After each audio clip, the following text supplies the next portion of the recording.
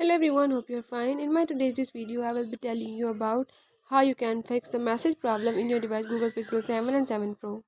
So if in this choice, if you're having any problem like your message are not sending or you are having any issue related to the message sending, you can easily fix it just by following the few steps as I will show you in my this video.